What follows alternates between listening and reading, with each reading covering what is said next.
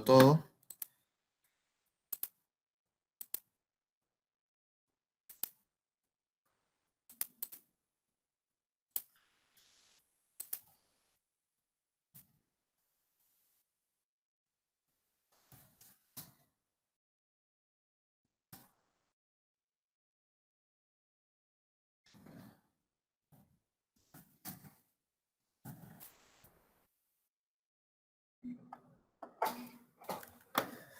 A ver, vamos a ver, compartiendo la pantalla.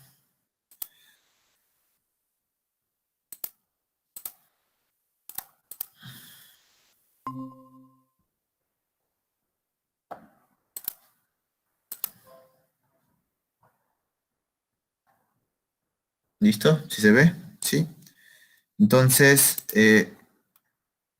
donde nos quedamos fue en la lección número 3, que es la lección de contactos. Se hizo una breve introducción acerca de lo que conlleva esta etapa de manejar cuando son diferentes piezas, ¿no? Un entorno de ensamblaje. Entonces vamos a comenzar el caso de estudio abriendo este modelo que se encuentra en la lección 3,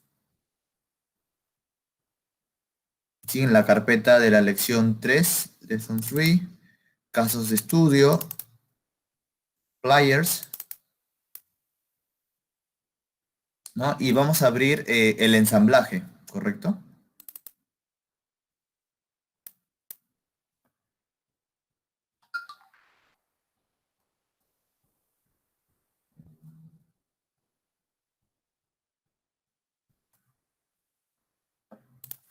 ¿Listo? Entonces, estamos con el ensamblaje aquí abierto y ahora lo que hay que hacer es justamente trasladar, ¿no? La física del problema que queríamos ilustrar, ¿no? Entonces, ahorita vemos que hay una serie de componentes, ¿no? Bueno, el árbol está todo abierto, ¿sí? Shift más C, ¿no? Para que se contraiga rápidamente. Vemos que hay dos brazos, hay un pin, ¿no? Y está la plancha de acá. Entonces, el problema que se va a simular es interpretar que una persona vendría a sujetar estas pinzas, ¿no? O este alicate, ¿no? Por uno de los lados y al presionarse, ¿no? Aplicaría una fuerza sobre esta plancha, ¿no? Ahora, nosotros hay que preguntarnos qué queremos analizar. ¿Queremos analizar la plancha o queremos analizar los componentes del alicate, por ejemplo? ¿No? Entonces, ahí viene una primera hipótesis de decir cuál elemento es el que vamos a estudiar, ¿no? Porque, o sea, no todo lo que está aquí es importante. En este caso, lo único de interés es la parte del alicate, ¿sí? La plancha solamente está en estos momentos como un componente para poder entender el problema, pero vamos a omitirlo de la simulación, ¿sí? La plancha no va a interactuar, en este caso no se quiere saber qué sucede cuando la plancha se deforme, ¿no? Simplemente se asume eh, que las zonas de contacto de esa plancha, esas caras van a estar fijas, ¿sí? Esa sería la traducción que estamos haciendo. Permíteme un segundo, por favor.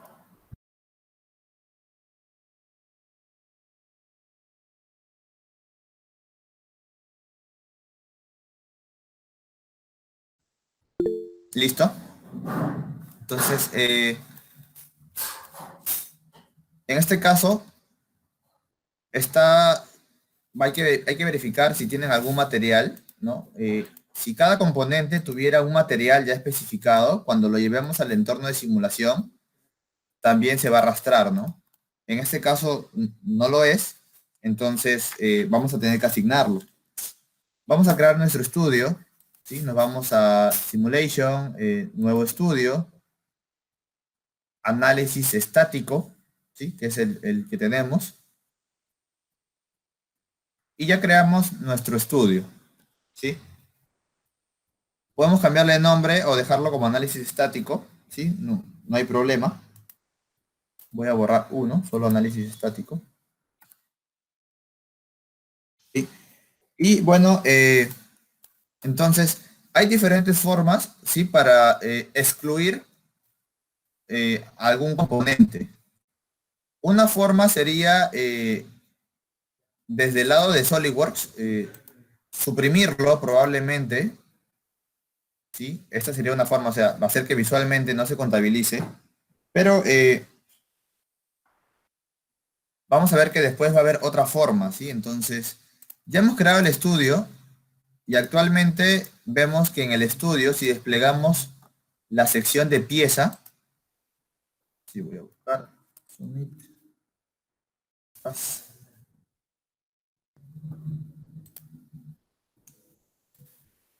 Listo, si vemos la sección de pieza y la desplegamos, vamos a ver también los sólidos que están en este ensamblaje.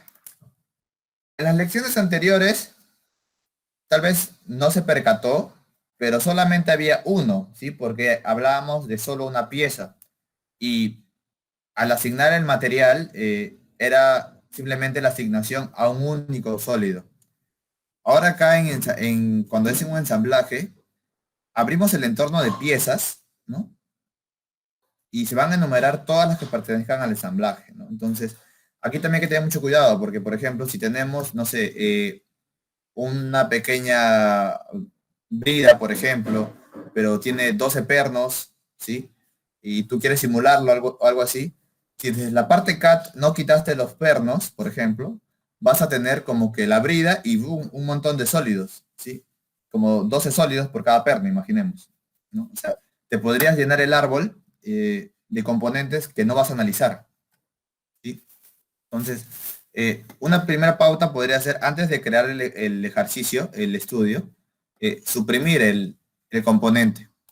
Entonces, bueno, vamos a ver qué sucede si ya está creado. Vamos a ir al modelo y vamos a suprimir, ¿sí? El flat, el componente denominado flat, que sería la plancha. Ya no está para este estudio, entonces vamos a regresar al análisis estático.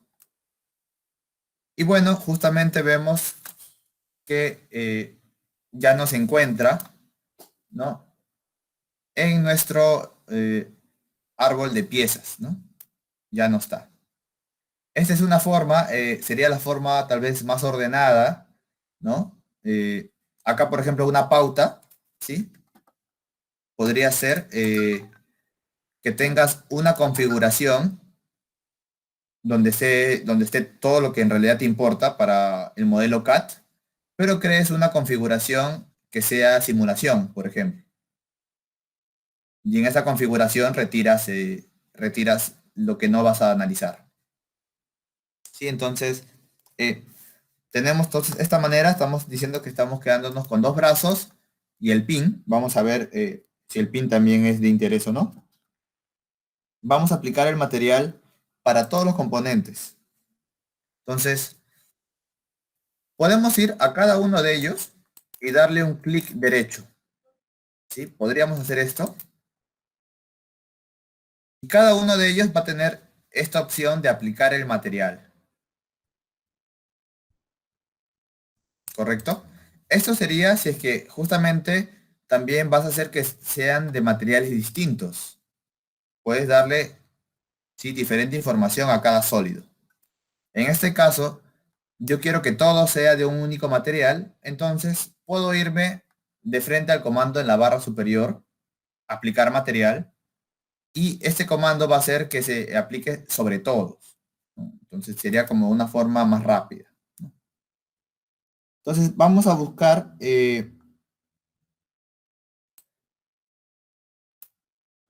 sí, acero al carbono fundido. Sí, a ver, vamos a comparar su nivel de... Veamos sus propiedades mecánicas, por ejemplo, en cuánto está su su límite elástico. Entonces, lo primero que me percato es que cómo está configurado, ¿no? Te pregunto también, Cirilo, ¿cómo lo estás viendo tú? ¿En qué unidades? Ahorita está en pascales, por ejemplo. No me resulta muy fácil, muy familiar. Prefiero trabajar yo con megapascales. Entonces, ahora sí, ya veo que está en 248 megapascales, ¿no? Esto sería el límite elástico para el carbono fundido, ¿no? Vamos a elegir acero al carbono no aliado para comparar, ¿sí? Voy a darle clic a ver acero al carbono no aliado y veo que tiene un límite elástico menor, ¿no? De 220 megapascales. Entonces, este va a ser el material que vamos a elegir para la simulación.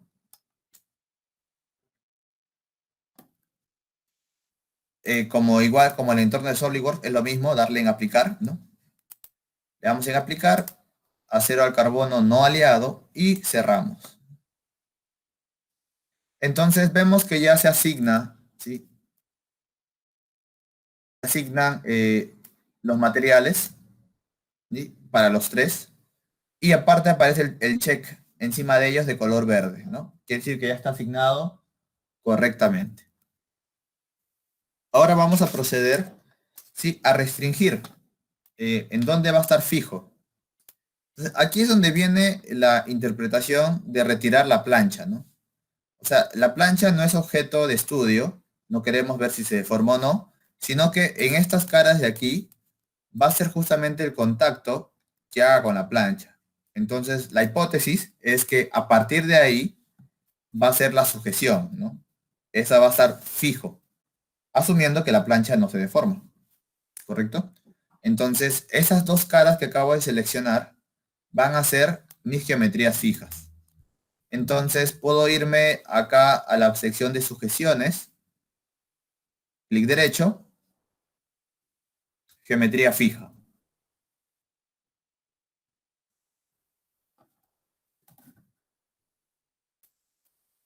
¿Sí? Me indicas si en algún punto me detengo, ¿sí? Para no avanzar hasta que me confirmes, si es que no sigo avanzando.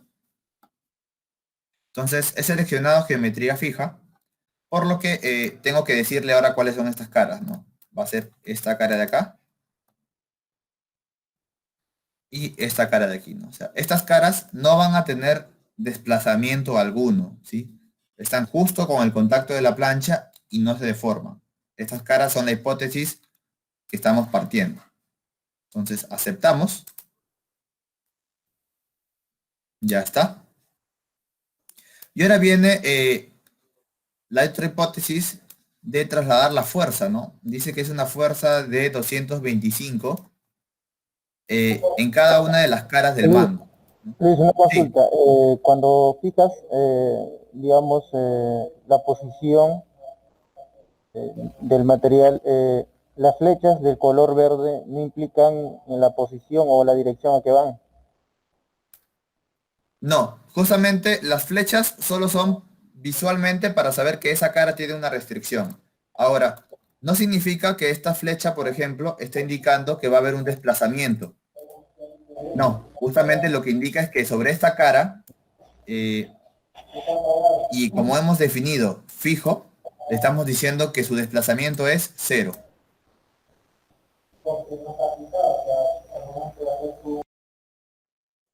¿correcto?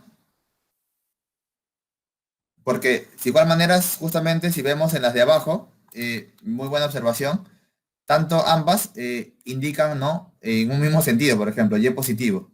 Pero al ser la restricción fija, estamos diciendo que no tenga ningún desplazamiento. Ahora, eso sería mantenerlo totalmente restringido, ¿no? Y ahora vamos a aplicar la fuerza sobre el mango, ¿no? Pero aquí quiero dar digamos, enunciarlo en realidad, porque imaginemos, este modelo ya está trabajado, ¿sí? Esta cara solamente va a ser la que represente a la zona de contacto de una persona con su mano, ¿no? Aplicada sobre este elemento, ¿no? No se aplica la fuerza sobre todas estas dos caras, ¿no? Entonces, ¿qué es lo que probablemente se hizo? A nivel de CAT, vamos a revisar. Veo que hay una cara de partición, ¿no? Dice split line. Entonces, esta es una técnica, ¿no? Para que de esta cara que es única, como esta de acá, por ejemplo, que estoy seleccionando, la partieron la partieron para poder solo hacer uso de esta cara de acá, por ejemplo, ¿no? Entonces, estas técnicas que vienen desde el CAD son para tratar de representar mejor la zona donde en verdad afectaría una fuerza. Entonces, estas van a ser las que vamos a utilizar nosotros, ¿sí? Vamos a irnos igual a cargas externas, clic derecho, fuerza.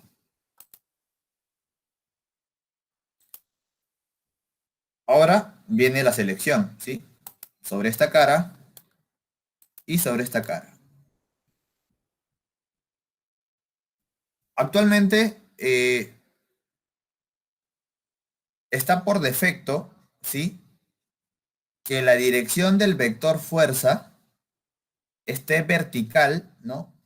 A la cara seleccionada, ¿correcto? Entonces, según la cara que se seleccionó, él saca su vector normal y lo identifica y alinea la fuerza. Otra consideración que habíamos visto también en el capítulo anterior es que se puede invertir, ¿sí? Eso también ya lo habíamos visto. Si la dirección del vector normal identificado por SolidWorks no es correcta, se puede invertir la dirección. En este caso, si es hacia adentro, porque es como si los apretaras. Otra consideración es el sistema de unidades. Estamos trabajando en SI. La magnitud va a ser 225, ¿sí? Y ahora he eliminado adrede una de las caras, ¿sí? He eliminado y me quedo solo con una. Y quiero que se percate, Cirilo, por favor, del detalle que aparece aquí, ¿no? Ahorita como solo hay una cara, solo está habilitado la opción por elemento. O sea que este valor de 225 newtons se aplique, bueno, al único elemento seleccionado, que es esta cara. Pero cuando yo ya seleccione la segunda, se va a activar esta que dice total. Entonces, voy a ver, por ejemplo, ya aparece habilitada, pero no significa que la seleccione. ¿Qué implicaría que yo seleccione total? Si yo seleccionara total, estaría diciendo que toda la fuerza en ambos sería de 225. Entonces el software va a entender que va a tener que hacer tal vez un recálculo o una división, ¿sí? Porque le estás diciendo que ese sería el total. En cambio, al dejarlo por elemento, que es lo que queremos hacer ahorita, es que por elemento seleccionado, acá sea 225, y por este de acá, también sea 225. Sí, esta es una diferencia cuando se seleccionan eh, múltiples caras. ¿Sí? Entonces debería estar por elemento y le damos en aceptar, ¿no? Ok.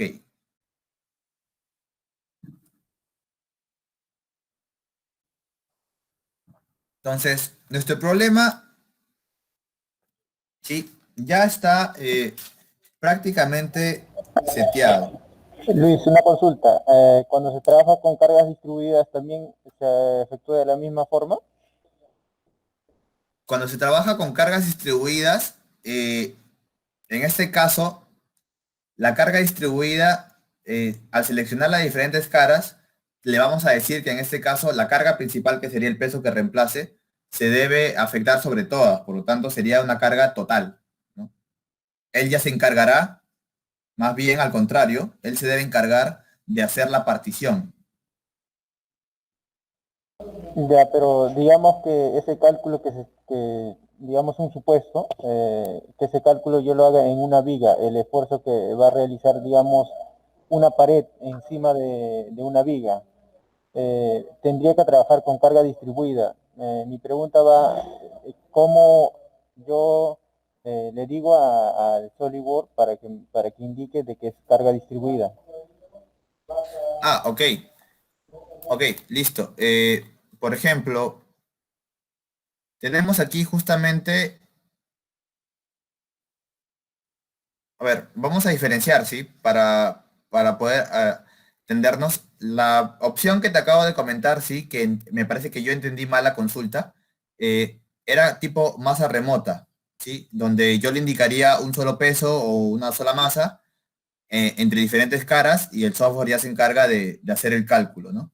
Ahora, si fuera una carga distribuida, digamos un caso de una viga, ¿no? Y tienes que indicarle la distribución lineal, ¿no?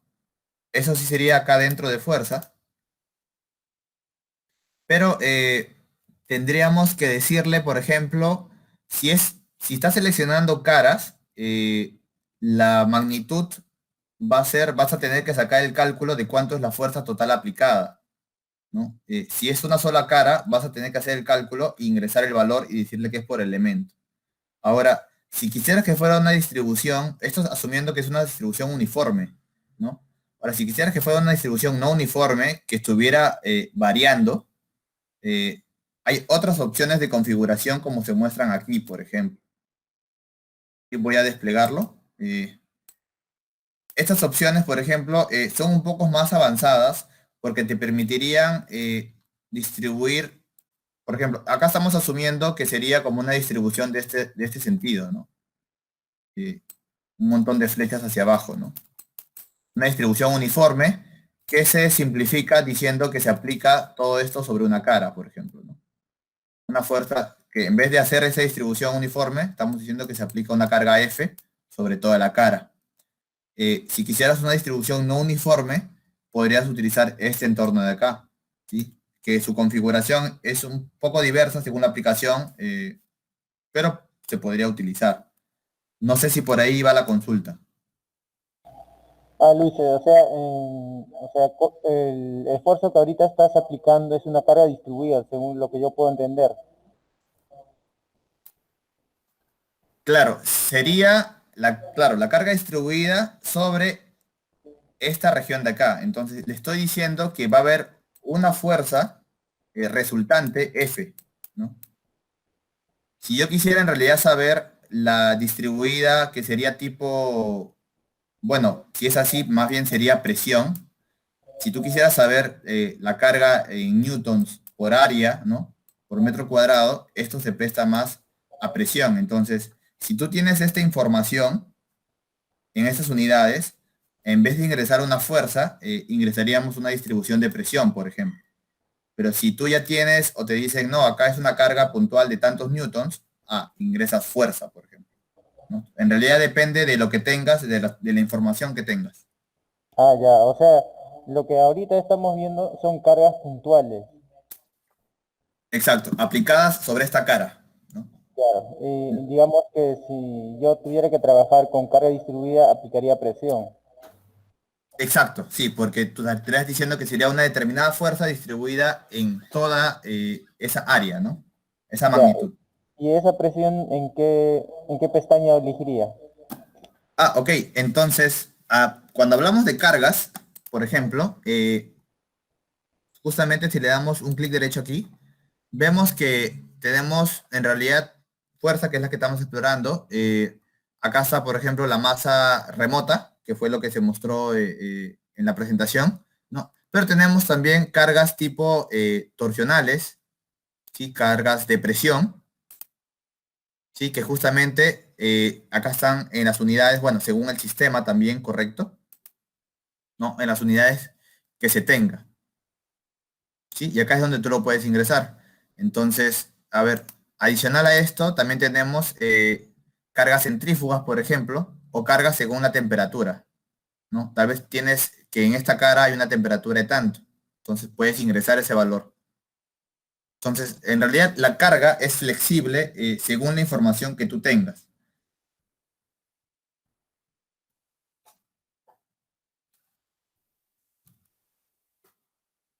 Ahora, por ejemplo, en el caso de la pared, ¿no? Y va a estar soportada sobre una viga, ¿no?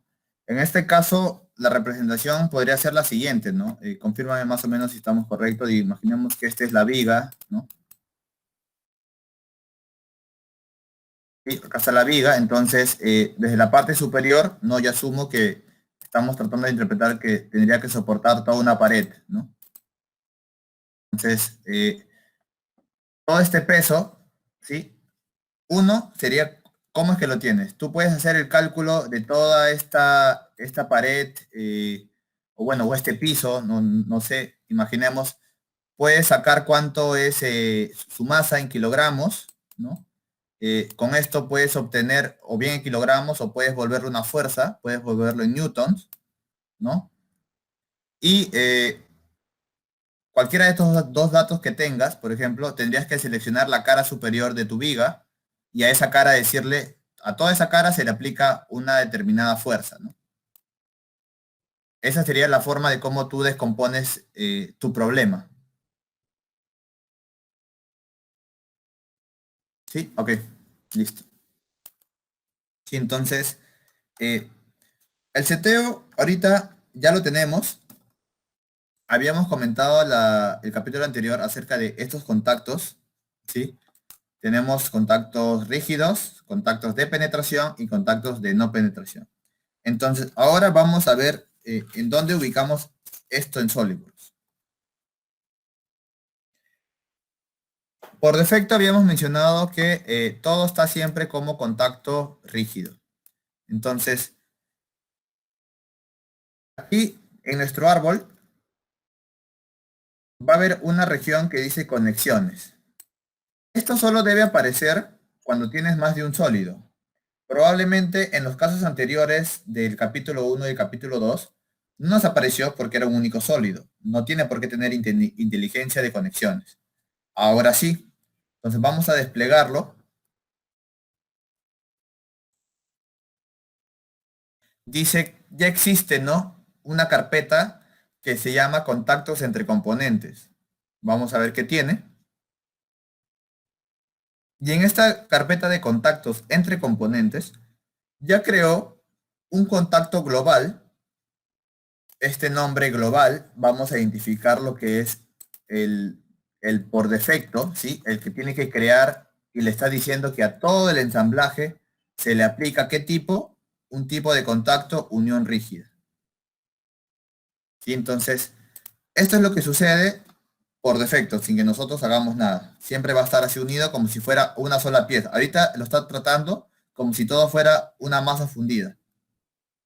¿Sí? Entonces, vamos a irnos, sí, a explorar, para entender un poco este concepto de aquí, ¿sí? Vamos a explorar las interferencias, ¿correcto? Vamos a irnos a la pestaña calcular, detección de interferencias, ¿sí? Esto es como para ver el cruce de material. Si le damos en calcular, de frente, no hay ninguna interferencia, ¿sí? Pero esta vez yo voy a activar, ¿sí? La casilla que dice tratar la coincidencia como si fuera una interferencia, ¿sí? Entonces, activo esta casilla y le damos otra vez en calcular. Entonces, ¿para qué estoy haciendo esto? Ah, ok. Si le digo que a la coincidencia probablemente sean dos caras en contacto, ¿no? Me las pueda mostrar ya que las va a considerar como si fueran interferencias. Y yo con esto puedo saber e intuir que, ah, ok, ahí hay un contacto entre mis piezas. Entonces, con esto puedo identificar rápidamente en dónde están las zonas de contacto, ¿no? Esta es una segunda zona de contacto. Y este es el contacto entre ambos brazos, ¿no? Hay un disco, que es la zona de contacto, la cara de contacto entre ambos componentes. Entonces yo con estas formas puedo identificar dónde están estos contactos y la parte de simulación le está diciendo que ahí deben fusionarse, ¿no? Como una unión rígida, como si fueran una masa sólida. Entonces, esto lo estoy mostrando para que se pueda visualizar o identificar si no tiene que haber cruce de material en un entorno de simulación, ¿sí? No puede haber cruce de material, sino cuando estemos en otro paso va a salir error. Entonces, tenemos que verificar siempre que no haya, le doy calcular, por ejemplo, sin esta casilla, y no tiene que haber ningún cruce. Es lo primero. Si hay cruce de material, no va a simular, ¿sí? Entonces, salimos de esta herramienta, salimos de la herramienta Y ahora vamos a, como no tiene interferencia, ya lo verificamos, vamos a hacer el mallado. ¿Sí? Vamos a ver qué pasa con el mallado. Vamos a darle en crear malla.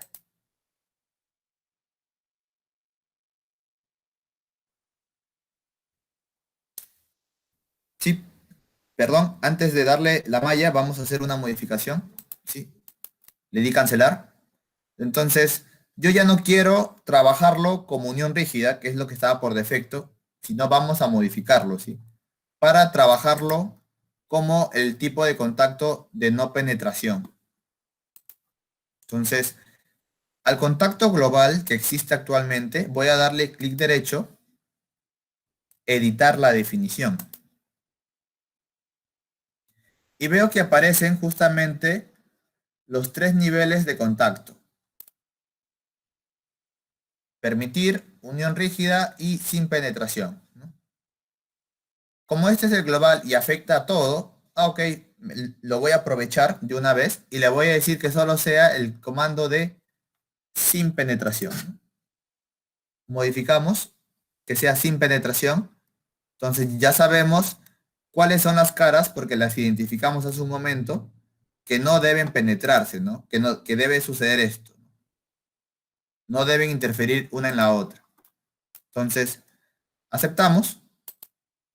Sí, ya está listo ahora sí.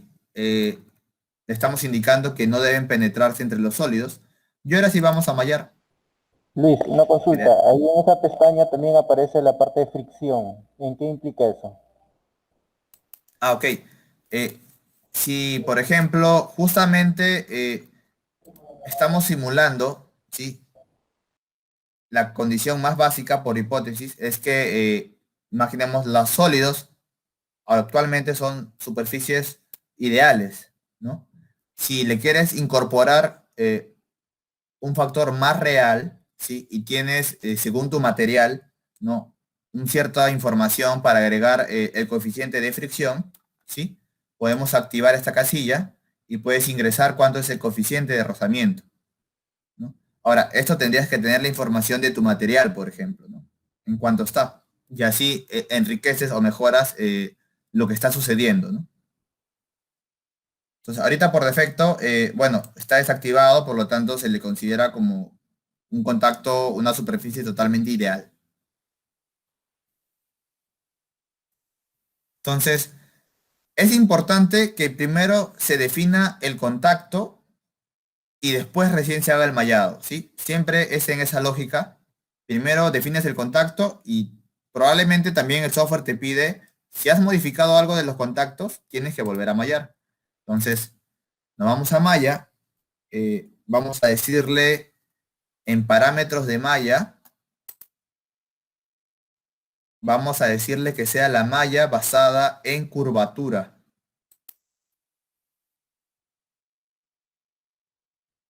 ¿correcto? Y bueno, no vamos a trabajar con elementos tan grandes, ¿sí? Vamos a ver qué pasa. Todo para la izquierda. A ver, no creo que es demasiado. En una intermedia, ¿sí? Vamos a darle... ok, entonces, vamos a darle un poco más. A ver, todo fino. Tamaños de elemento de alrededor de 4.9. Pero imaginemos, sí, justamente esta sería una buena práctica. Uno, jugar con el tamaño de elementos, ¿sí? Que es lo que estamos haciendo ahorita, pero estamos yendo de frente al caso más fino, aunque obviamente acá lo podemos cambiar, ¿sí? Podemos después hacer caso de 2, de 3, de 2, de 1. Pero otra opción también es comenzar haciendo, usando elementos de primer orden, ¿sí? Y después ya cambiarlo y después recién usar segundo orden, por ejemplo, ¿no? Entonces, vamos a cambiar los elementos. Actualmente sí, por defecto siempre está en segundo orden, o sea, elementos de buena calidad, ¿no? Se le dice elementos en realidad, de alta calidad, se le dice. Y si utilizas elementos de primer orden, se le suele decir elementos borrador, ¿no? Porque es como cuando aún estás haciendo las pruebas de afinando tu simulación, probando, mejorando. No es la simulación final que le podría tomar un poquito de más tiempo, sino recién estás puliendo tu simulación. Entonces, vamos a decirle que sean de primer orden. Todo esto lo hemos configurado solo en la primera pestaña. Vamos a irnos a la segunda pestaña, calidad de malla. Dice elementos cuadráticos de alto orden. Estos son los segundos, de segundo orden. Están los tres elementos. Si te das cuenta, puedes seleccionarlos. Entonces, los tres tenemos que pasarlos a elementos tipo borrador. Entonces, si hacemos, si elegimos esta segunda opción de aquí, vamos a hacer que se trasladen todos estos elementos al tipo borrador. ¿Sí? Es algo más rápido. Entonces le das en aplicar calidad de malla a todo. Y simplemente estamos diciendo que ya no los elementos se ubiquen acá, sino aquí. Entonces se van a mallar con elementos de primer orden. Cuando ya esté listo, le hacen aceptar. ¿Sí? Si te das cuenta, es bastante rápido interpretar o intercambiar el orden de los elementos. Entonces, malló bastante rápido. Está discretizado de una forma tal vez inicial correcta para nuestra simulación y son elementos de primer orden. ¿No? O sea, elementos borrador. Sí, la idea sería que después, al final de todo, se debe verificar siempre con elementos de alto orden. ¿No? Otra cosa, no sé si te has percatado, es que las líneas o la malla, las líneas del mallado, están medios de color naranja. ¿Sí? Como si estuvieran tratando de avisarte, ¿sí? Y es la forma gráfica o visual de que estás trabajando con una malla de elementos de primer orden, ¿sí? Si lo hiciéramos de color de segundo orden, saldrían de color, las líneas saldrían de color negro, ¿no? Esto es otra forma gráfica o visual. Y ahora vamos a correr el análisis, ¿sí? Vamos a correr el análisis. Le damos en ejecutar.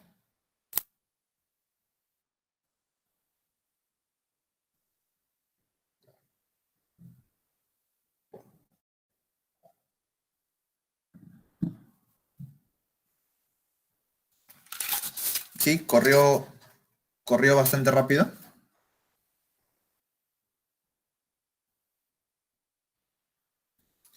Y ahora, acá hay unas cuestiones, ¿no? Por ejemplo, yo no veo lo que está pasando adentro del pin, ¿no? Estamos simulando también el pin, no puedo ver. Eh, Vamos a darle una vista explosionada, a ver qué pasa. Entonces, para una vista explosionada, ¿no? Nos iríamos aquí a la pestaña de configuración. Y veo que tiene la configuración por defecto, tiene una vista explosionada, ¿no? Entonces voy a darle a explosionar. No veo ningún cambio. Y cuando ya recién me voy a otro ploteo, ¿sí? Me voy a un segundo ploteo de resultados, ya recién se activa, ¿no? La vista explosionada, ¿no? Entonces, ahora sí, con esta vista explosionada, puedo ver un poco mejor, ¿no? Lo que está pasando adentro. ¿Hasta acá estamos? ¿Cirilo? Sí. Sí, estupendo. Entonces, bueno, ya seteamos, ya le definimos los contactos, o sea que los contactos no deben penetrarse. Ya el material obviamente fue asignado, entonces comenzar a analizar. Liz, una consulta. Cuando indicas de que en el contacto no va a haber penetración, ¿el software reconoce que hay un pasador entre las dos manijas? Sí, para el software, el pasador es un sólido más. Y acá hay una cara de contacto, ¿no? Entre las caras cilíndricas, me voy a ir acá, ¿sí? El software reconoce que acá hay una cara de contacto con esta de acá. ¿Sí? ¿Recuerdas cuando hicimos la detección de interferencia? Calcular. ¿Sí? Por ejemplo, esta interferencia número 2 es la cara cilíndrica entre el pasador y este brazo de color plomo. ¿No? Ahí también hay esa cara de contacto, se le está asignando no penetración. Por lo tanto, lo que le estamos diciendo es que el pin no penetre al brazo, ni el brazo penetre al pin.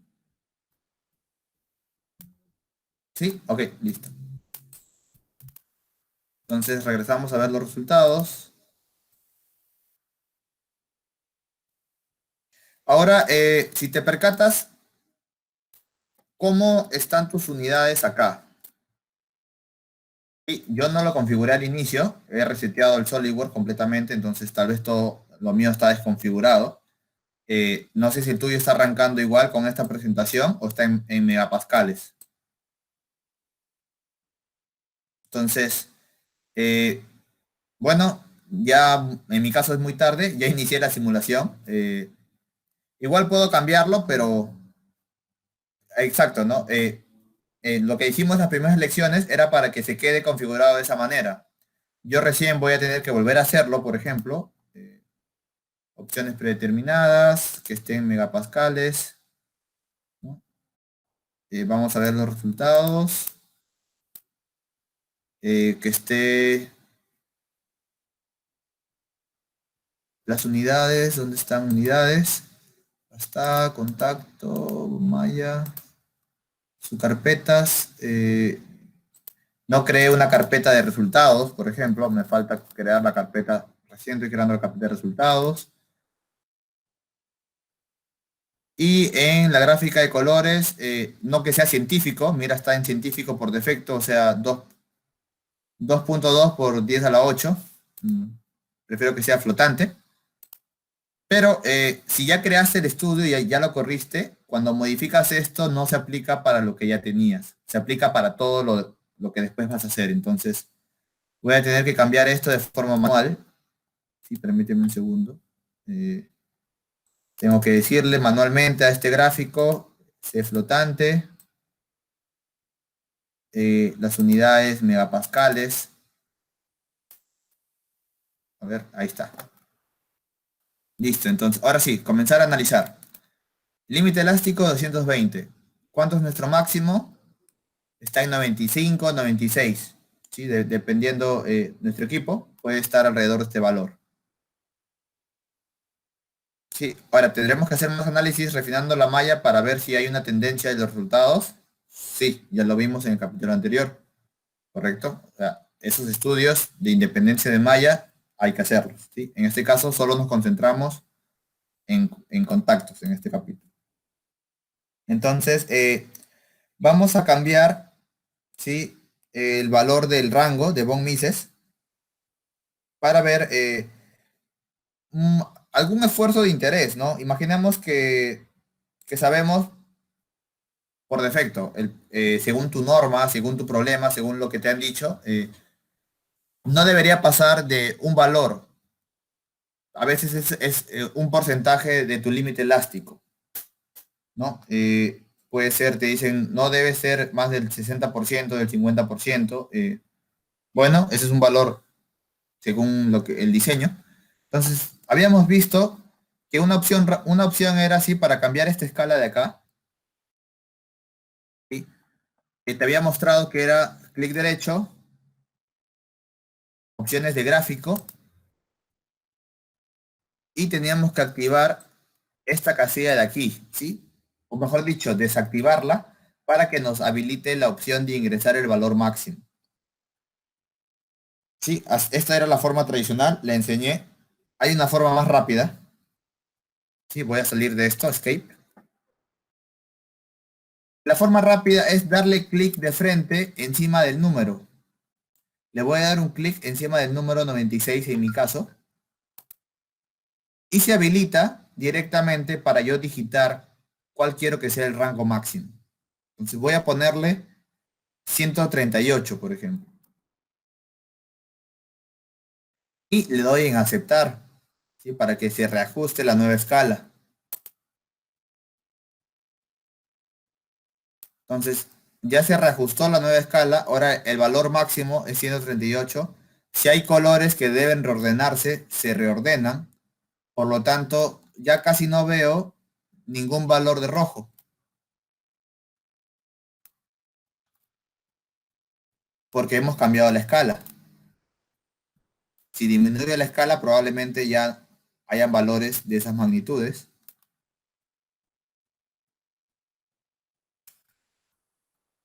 Sí, entonces podríamos decir que el diseño está, está dentro, ¿no? La fuerza que le estamos metiendo está bien, aguanta 225. Y digamos que este 138 es nuestro valor de nuestro esfuerzo por norma, ¿no? Si tu material es tanto, a ver, saquemos la proporción, por ejemplo. ¿Cuánto es 138 de 220? Es el casi 60%, ¿no? Entonces, la norma te dice, el diseño no debe, el esfuerzo máximo debe ser a lo mucho el 60% del límite elástico. Entonces, podríamos compararlo y vemos que sí, ¿no? No hay ningún valor por encima, ¿no? Otra forma que te habían mencionado, sí, era que para anotar bien los valores que estén por encima de 138, que sería esta casilla de acá, podemos cambiarla de color negro. La voy a volver negro para anotar a ver si hay alguna zona de mi modelo, de mis resultados, que está de color negro. Entonces, la forma que te había indicado era similar, ¿no? Entrar a opciones de gráfico y ahora le daba en cambiar el color, ¿sí? En la zona de acá. Esta es la forma tradicional, ¿sí? Voy a hacer la forma rápida. Voy a dar escape, ¿no? Entonces, así como le di clic encima del número, también puedo darle clic encima del color. Entonces voy a darle clic encima de aquí y de frente se me habilita la paleta de colores, ¿no? Y elijo negro. Y aceptamos. Entonces todo lo que esté encima de 138 megapascales debe salir de color negro. Busco si hay algún elemento y pues no encuentro, no existe ningún elemento que supere 138 megapascales. O sea, mi diseño está bien, ¿no? O sea, estoy obteniendo buenos resultados. ¿Listo? ¿Hasta acá estamos?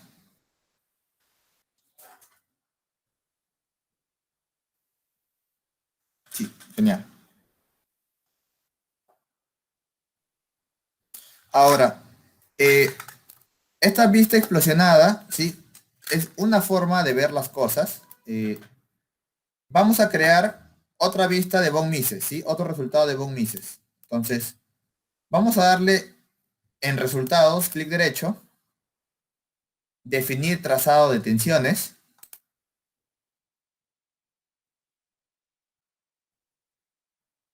La configuración que figura es von Mises, ok, en megapascales, listo. Escala real, ya, no hay problema, está bien, quiero trabajar con escala real.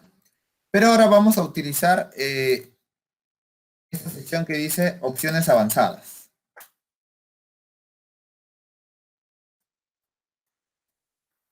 Y yo quiero ver, en este caso, solo los datos en un componente determinado, ¿sí? Entonces, vamos a activar la casilla que dice mostrar trazado en las entidades seleccionadas. Se activa este recuadro y en este recuadro, por defecto, va a estar seleccionado solo sobre caras, ¿no? Eh, en este caso yo no quiero solo una cara, sino quiero todo un cuerpo, entonces una pieza, entonces voy a elegir la segunda opción, seleccionar los sólidos para el trazado, ¿no? Y ahora sí, por ejemplo, vamos a ver qué sucede sobre el brazo, bueno, en esta vista explosionada central, se podría decir. Sí, o sea, solo estoy seleccionando esta pieza y le damos en aceptar.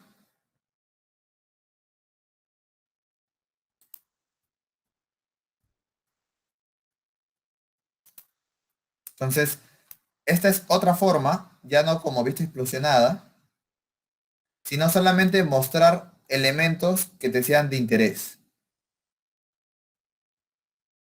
Ahora, si te das cuenta, al crearse este nuevo resultado, eh, su escala también se crea obteniendo, mostrando su máximo valor,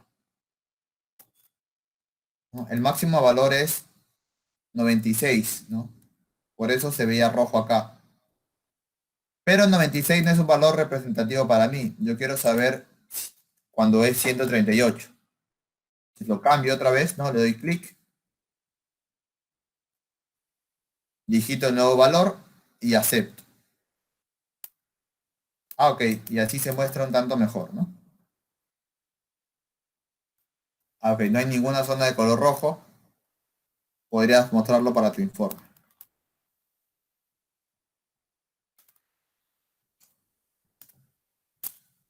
Listo. Ahora vamos a ver los desplazamientos, ¿sí? Estamos mucho analizando, que es la parte, más que el seteo, el análisis es lo más importante. Entonces, bueno, para el desplazamiento sí, no me ayuda mucho que esté explosionado, así que voy a contraerlo, ¿sí? Voy a desactivar la vista explosionada, porque en el desplazamiento sí me interesa poder verlo tal vez de esta manera, ¿no?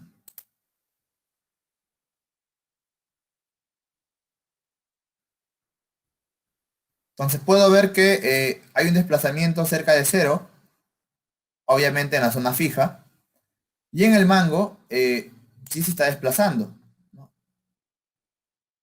Percatarte, por favor, que yo estoy mostrando en pantalla una notación científica. eh, por eso es molesto cuando no se configura desde el inicio, ¿sí? Flotante. Ahora sí. Entonces, tenemos un desplazamiento en la zona, ¿no? De acá, de 0,43 milímetros, ¿no? Eso es lo que se está desplazando debido a nuestra fuerza de 225 newtons, ¿no? Ahora, recuerda, esto es una resultante, ¿no? Él no sabe de direcciones. Si quisiera saber cómo es el valor, pero en la coordenada y, por ejemplo, vamos a crear un nuevo ploteo, un nuevo trazado de desplazamiento,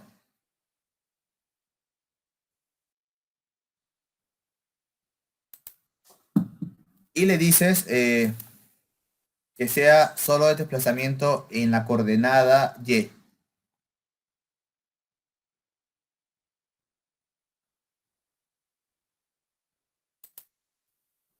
Y aceptamos. Sí, entonces, ahora sí, ese desplazamiento sí solo es acorde con un sistema de referencia, de coordenadas, ¿no? O sea, van a haber valores positivos y negativos. O sea, ¿qué quiere decir? A ver, creo que no tengo color negro. A ver,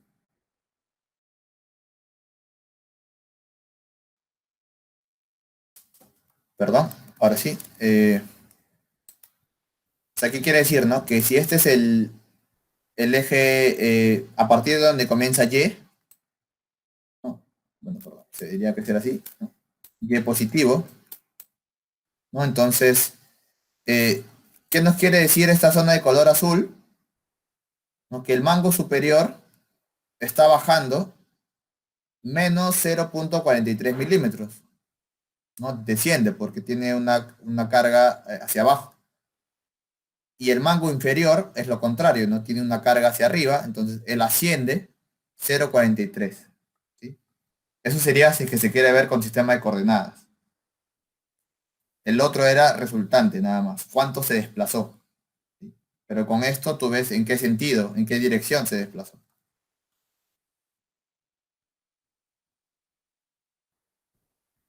Sí, entonces, vamos a hacer un cálculo. Sí, vamos a hacer un cálculo.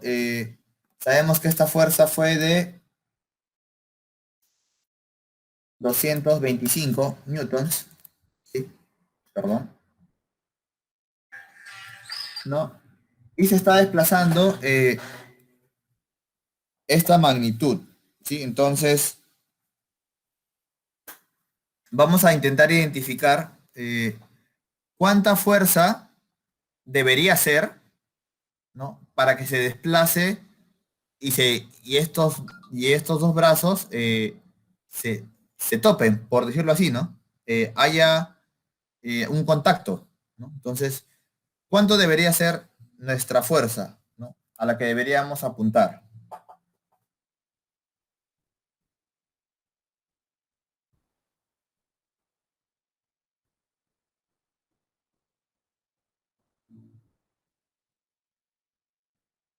Sí, entonces vamos a medir, ¿sí? Ambos brazos están viajando esta distancia aproximadamente. No sé cuánto es tu valor, Cirilo, cuánto es este dato que tienes tú acá. Yo estoy en este valor. Entonces, en total, lo que está pasando es que, bueno, cada brazo se desplaza a esta longitud, igual, ¿ok? Entonces, en total, la distancia, debido a esta carga, se está desplazando una distancia sumando ambas. Entonces, por ejemplo, vamos a decirle, bueno, 431, ¿sí? Por 2. Entonces, en realidad, en consecuencia, la distancia entre los dos elementos está decreciendo, ¿sí? Esta cantidad, ¿no? Es la cantidad que se ha desplazado en total, ¿no? Porque ambos se desplazan, esto se desplaza una cierta parte, esto se desplaza otra parte. Entonces, la suma de ambas es el resultado del desplazamiento que se está dando por 225. Entonces, voy a medir cuánto era la distancia original de ambos elementos.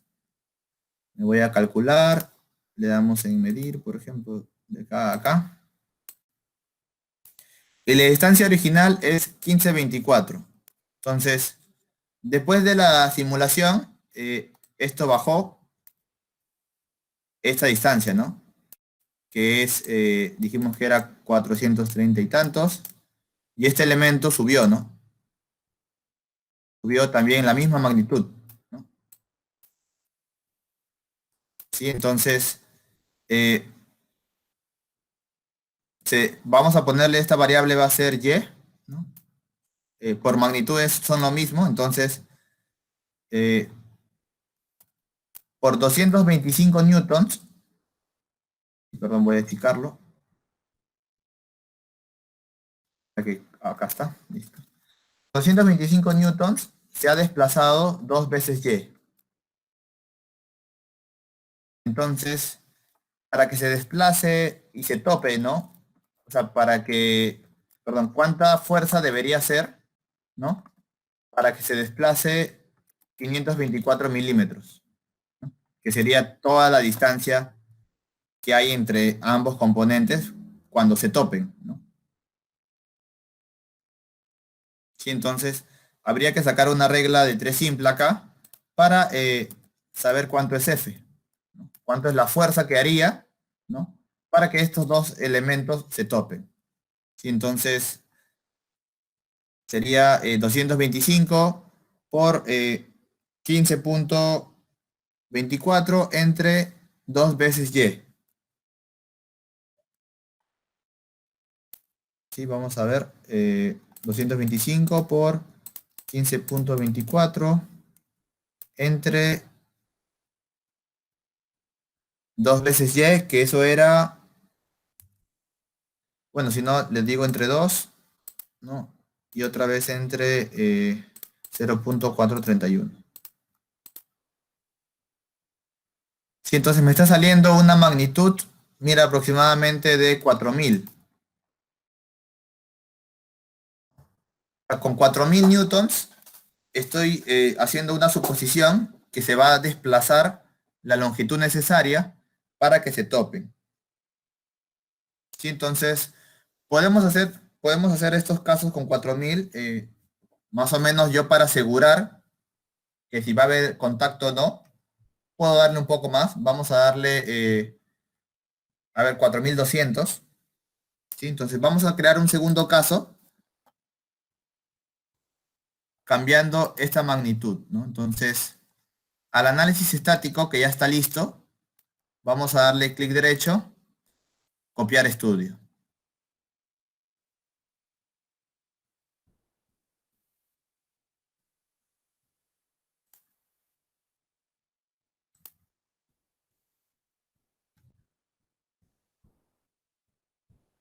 Vamos a ponerle de nombre, ¿sí?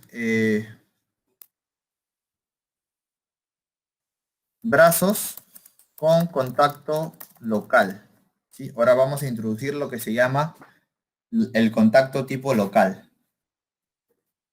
¿sí? Entonces, le estoy cambiando de nombre nada más, todo lo demás por defecto y aceptamos.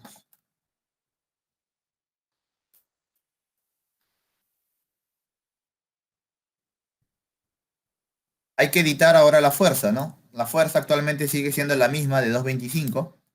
Clic derecho, editamos la definición y más o menos ya calculamos, ¿no? O sea, antes no sabía, pero con un simple cálculo hemos estimado cuánto debería ser la fuerza para que entren en contacto. Vamos a ponerle un poquito más, a ver, 4200, ¿sí? Y vamos a aceptar.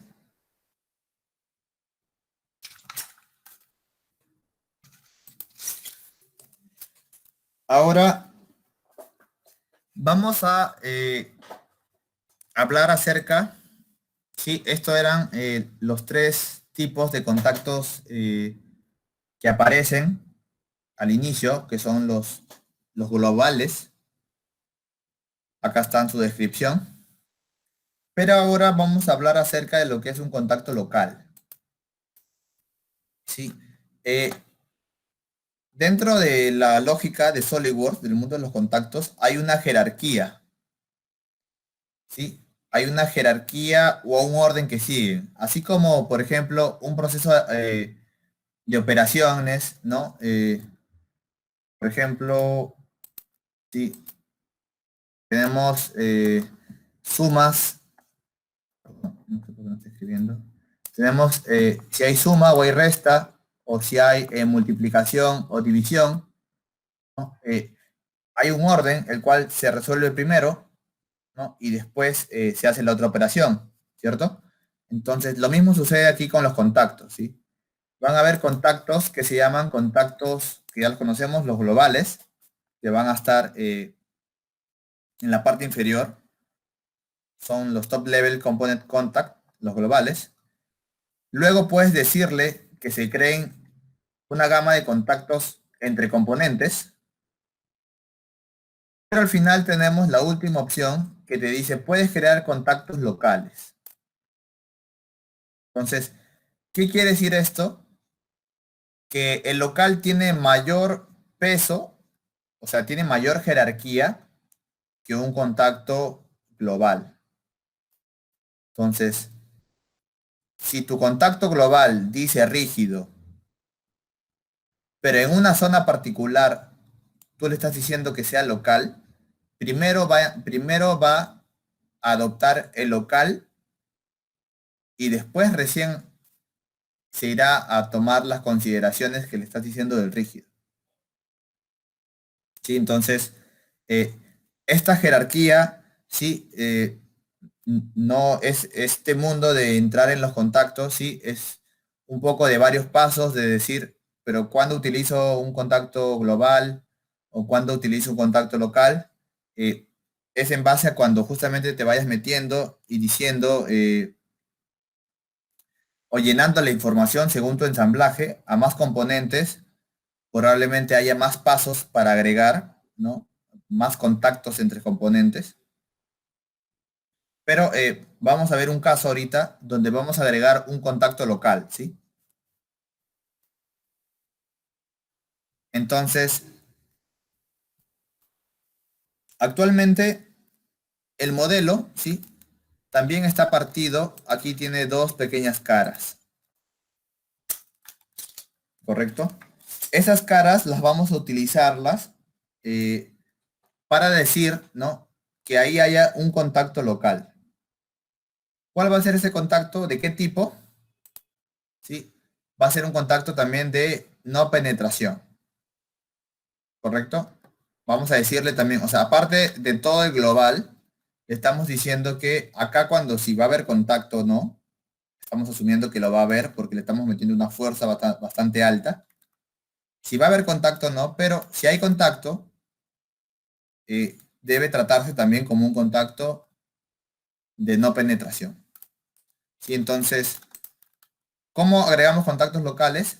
Vamos a irnos a la pestaña de aquí, asesor de conexiones,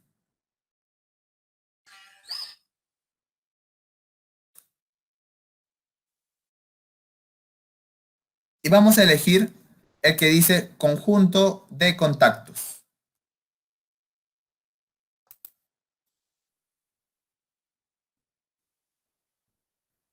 Ahora, acá en la parte izquierda, justamente van a ver dos recuadros donde vamos a agregar la información, ¿sí?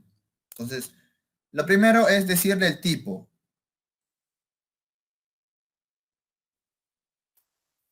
Ahora, sí, Cirilo, acá aumenta la información, ¿sí? Estamos hablando, estamos presentando todo y es como un bombardeo, ¿sí? De muchos datos.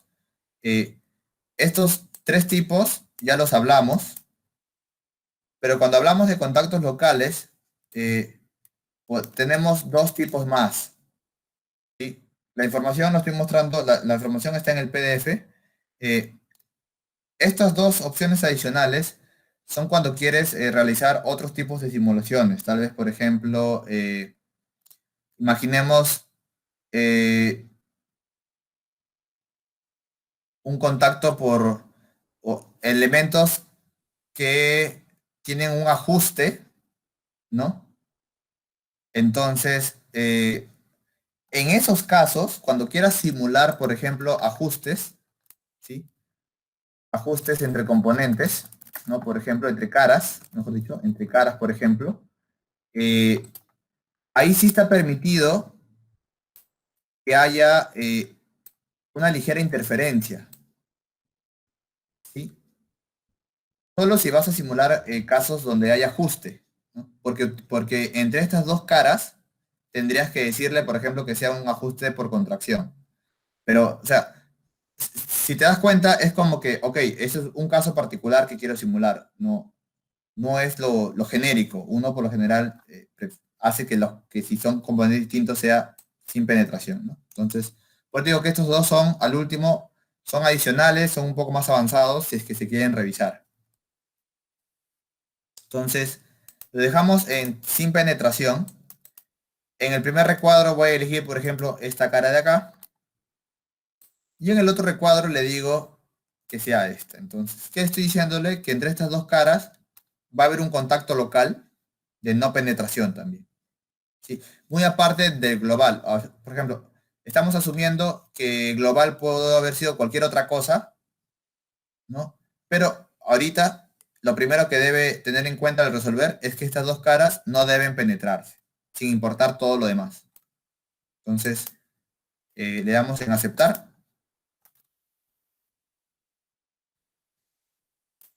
Esta operación que acabamos de agregar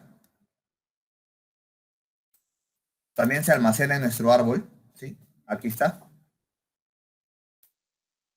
Si se despliega, vamos a ver los resultados, ¿no? De aquí. Acá está el contacto uno local sin penetración, ¿no?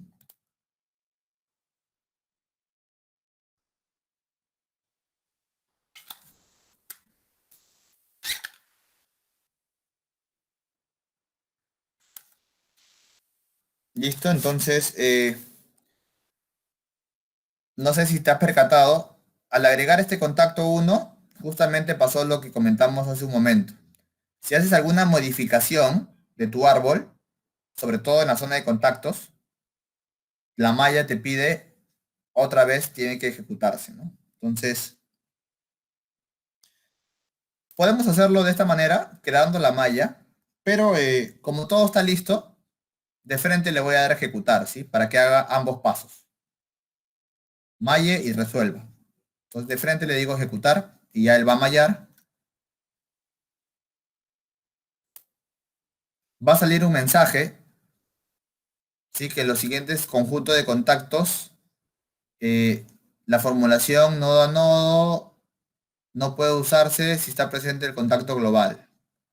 Seleccione sí para continuar la solución, permitiendo que el solver trate de estos conjuntos de contacto.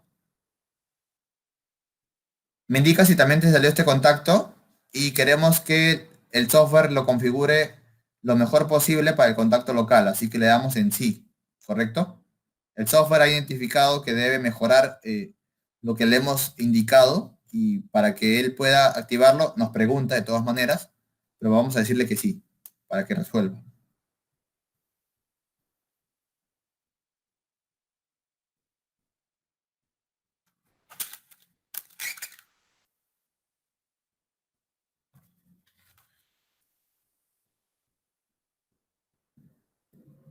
¿Te salió este mensaje que muestro yo en pantalla?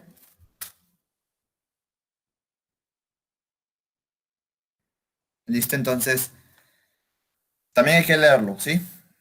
Se han calculado demasiados desplazamientos en este modelo. O sea, ¿no? El brazo está que se deforma tanto para que, según nuestra fuerza, ¿no? Que queremos que se topen, ¿no? Entonces dice, sí, sí, lo está detectando, demasiados desplazamientos. Si el sistema está correctamente restringido, o sea, todo está bien, nuestra lógica está bien, utilice la opción de grandes desplazamientos para mejorar la precisión de los cálculos. De lo contrario, nos dice revisar nuestro seteo, ¿no? Haga clic en sí para solucionarlo con la indicación de grandes desplazamientos. Haga clic en no para solucionarlo con pequeños desplazamientos. Y entonces, este mensaje justamente salta debido a cuando te indiqué y me preguntabas cuándo es grande o cuándo es pequeño, ¿no? Entonces, el software de alguna forma ya lo está detectando. Entonces, vamos a decirle en este momento, ¿sí? Que complete el análisis, ¿sí? Con la solución, que siga él trabajando con la solución de pequeños desplazamientos. No vamos a asumir que va a haber grandes desplazamientos, ¿sí? Solo pequeños desplazamientos. Entonces vamos a decirle en que no.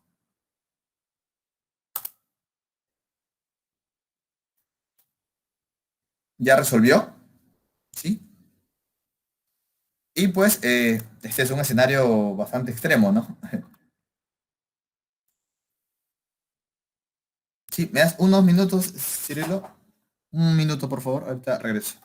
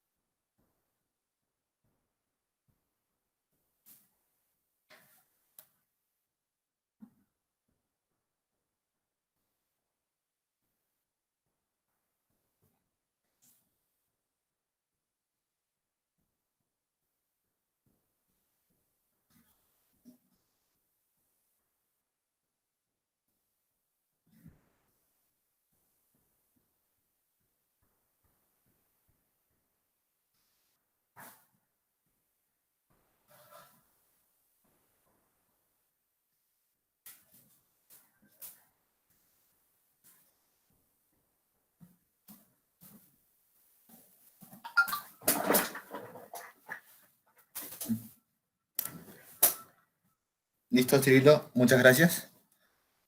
Ahora sí, continuamos.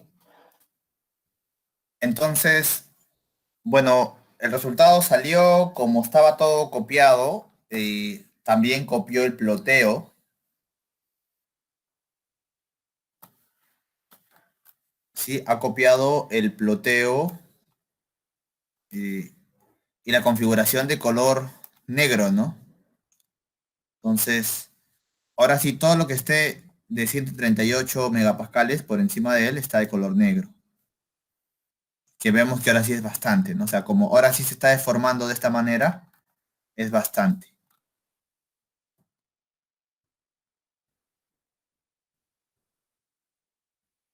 Para que no se vea tan impactante, ¿no? Sí podría ponerle de rojo nada más, ¿no? A ver. O sea, igual, ¿no? A diferencia del negro ya no es tan brusco, pero ahora sí veo que toda la región roja, veo que hay un exceso, ¿no? En este caso, de la zona del material.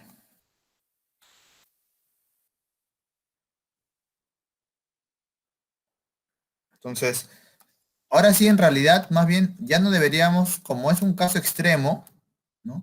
Ya no deberíamos trabajar con esta escala de 138, sino, ahora sí debo ver si sobrepasa la afluencia, ¿no? Voy a ponerle 220 e igual, ¿sí? O sea, en este caso extremo de una persona que lo apriete con todas sus fuerzas, ¿no? Y haga que las zonas de acá entren en contacto, ¿no? Que sería el caso más drástico, ¿sí? Ya hay, ¿no? Una zona del material que sobrepasa la afluencia. Entonces, en un caso extremo, obviamente nuestro modelo podría fallar.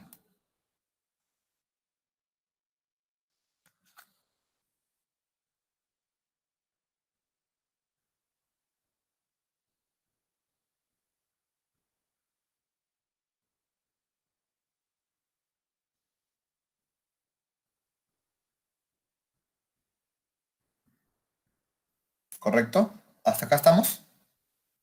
Estamos analizando simplemente los resultados, o sea, es ponernos a ver qué hemos obtenido. Ahora, eh, vamos a seguir interpretando mucho esto porque hay que esclarecer estos puntos.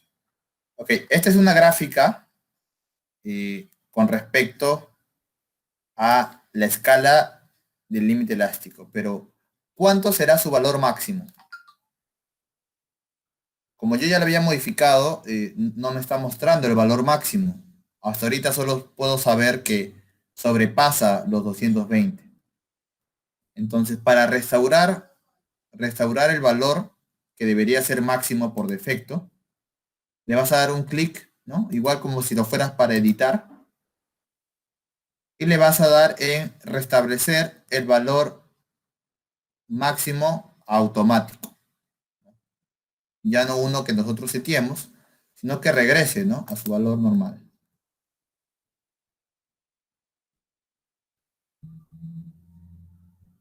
Entonces, sí, lo restablecimos. Y está llegando a cuánto en tu caso, me indicas, yo tengo 1780 por ahí.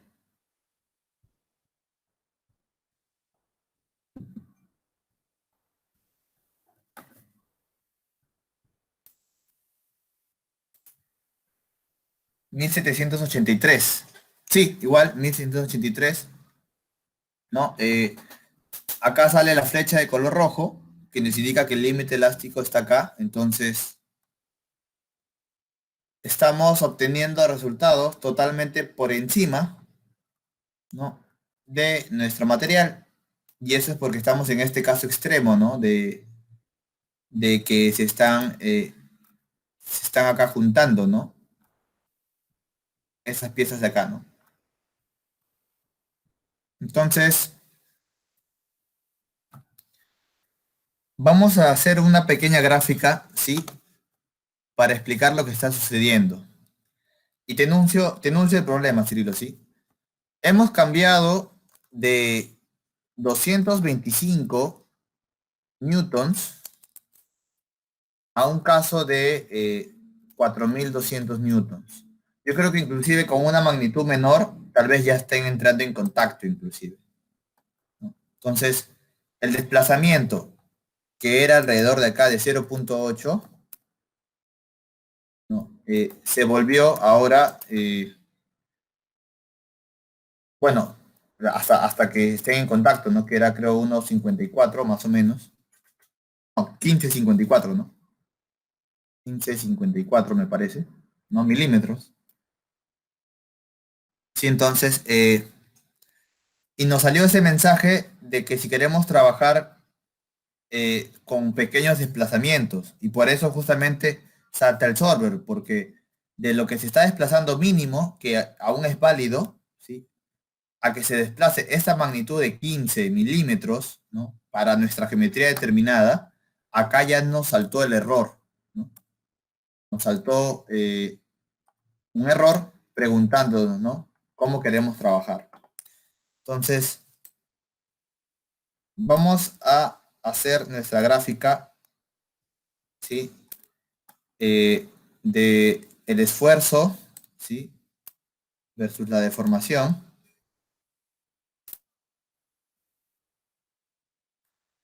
Y por lo menos, más o menos, digamos, hasta acá sería,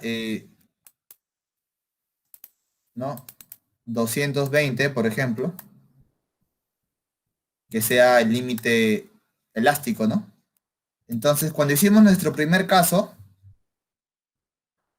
obtuvimos creo que alrededor de 96 megapascales, ¿no? O sea, estábamos por acá más o menos, ¿no? Por acá ponte 96 megapascales me parece. Y bueno, habremos tenido alguna deformación que lo vimos en desplazamiento, ¿no? Que el desplazamiento en milímetros era esto, ¿no? Entonces, estábamos dentro de la zona elástica, ¿sí? Ahora, lo que estamos experimentando, y cuando le dijimos a ese comando que saltó, le dijimos no trabajar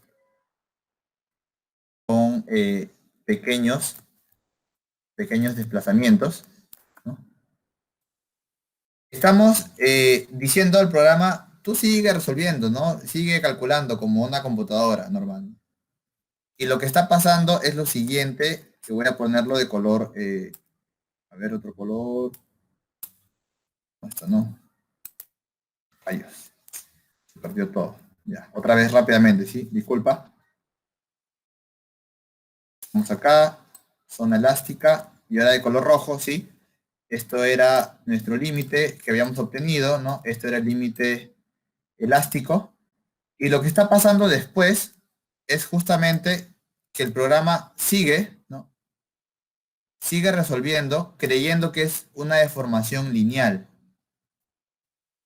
¿sí? Donde estamos obteniendo, ¿cuánto? ¿No? Estamos obteniendo 1783 megapascales. Pero en realidad este material no tiene este comportamiento, ¿sí? Esto es netamente algo numérico, algo que como cualquier cálculo o algo de computadora, él puede seguir procesando, pero no está reflejando la realidad, ¿sí? Porque la realidad sería que, como lo habíamos puesto en su momento, ¿sí? Después de que llega al límite elástico, probablemente él siga teniendo una tendencia más o menos por acá, ya un tanto plástica, ¿no? Llega hasta un punto máximo y después ya caiga, ¿no? Esta es una curva típica de un material, ¿no? De un acero, por ejemplo. Entonces, esta zona de color azul, después del límite elástico, es lo que debería tal vez suceder porque estamos aplicando una carga muy alta, ¿sí? Pero al decirle en ese mensaje que salió, ¿no? Y le dijimos que no, que trabaje con pequeños desplazamientos, le estamos diciendo al programa, trabaja con el algoritmo normal, creyendo que sigue siendo una deformación lineal. Entonces, por eso obtenemos un valor tan alto, ¿no? Que se dispara, ¿no? Y justamente su deformación probablemente, digamos, si cae por acá, ya es bastante, ¿no? Entonces, aquí, debido a esta zona, es que él detecta que es un gran desplazamiento, salta el mensaje, nos pregunta dos opciones, sí o no. La respuesta no es para que siga procesando. Podemos ver los resultados, ¿sí? Podemos analizar, podemos cambiar la escala, ver todo eso, pero físicamente, y lo estoy mostrando con esta gráfica de esfuerzo de formación, físicamente estos resultados no tienen sentido, ¿sí? No es que va a llegar, estas zonas de color rojito, no es que van a llegar a 1780 y tantos megapascales. Probablemente pasando un poco más la fluencia, ya estarían cediendo, ¿no? Totalmente, ¿no? No sé si más o menos esta parte la vuelvo a repetir, la ilustramos de otra manera. Tú me indicas, Cirilo, esta es la parte muy importante para decir zona simulación estática, perdón, simulación lineal, ¿no? Que sería hasta acá. Liz, sí, lo que yo puedo entender es que si dependiendo del material que se tiene un límite elástico que viene a ser 220, se tendría que trabajar en base a eso nomás, porque ya los otros cálculos ya serían, digamos, netamente matemáticos, ¿no? O físicos. Exacto, exacto. Son netamente matemáticos. El programa tú le puedes decir no y él sigue procesando, ¿no? Pero no tienen en realidad sentido, ¿no? Entonces, con este ejemplo es justamente se muestra esto. Sí, lo enunciaste estupendo. Ahora, eh, yo te pregunto, ¿sí? O como para seguir este contexto de acá. Si por algún motivo ya estás diseñando, ¿no? Un nuevo producto o tienes que evaluar algo y de todas maneras sabes que va a haber esfuerzos que van a pasar el material elástico o sabes que la carga de todas maneras es esa y quieres representar o simular esta zona de acá, tendríamos que irnos, que sí se puede hacer, ¿sí? Pero ya nos vamos a la siguiente etapa que sería una parte no lineal del material, ¿no? Entonces, ya hacemos, nos salimos inclusive de este recuadro de acá y ya nos vamos a simulación un tanto diferente, ¿no? Pero, pero si es posible, quiero que quede enmarcado el límite, el techo de lo que estamos haciendo, que es como lo que has denunciado, y deberíamos trabajar todo nuestro análisis en base por ahora al límite elástico propio del material, ¿sí? Entonces, ese sería el mensaje acá. Ahora, vamos a correr el caso, ¿sí? ¿Qué te parece? Vamos, esto lo corrimos con elementos tipo borrador. A modo de práctica, ahorita, por favor, te voy a pedir que repliques el primer escenario, ¿sí? El estático, el primer análisis estático de 225, lo repliques con elementos de alta calidad, ¿sí? Hace un rato fue todo borrador, elemento borrador. Ahora sí quiero simularlo con elementos de alta calidad. Entonces, vamos a replicarlo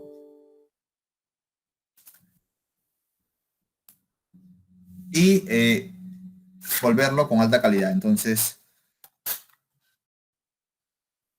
sí, unos minutos, sí, para que tú lo hagas en este momento. Me dices cuánto sale tu máximo valor, ¿no? Y yo también lo ejecuto, ¿sí? Quiero que lo puedas, o si en este proceso hay una consulta, lo hacemos también, ¿sí?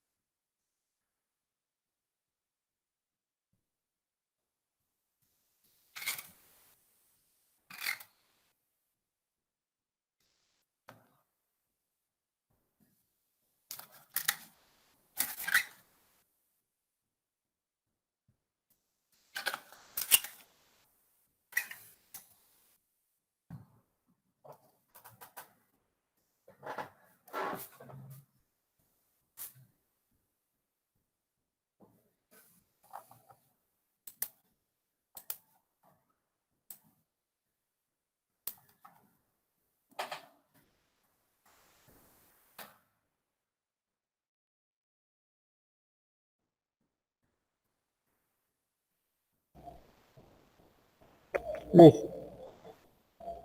¿Sí? A ver, acabo de terminar. La, ten- disculpa. la tensión me sale 138. Ok, entonces, a ver, voy a hacer lo mismo. Crear la malla. Elementos, ahora todos de alta calidad.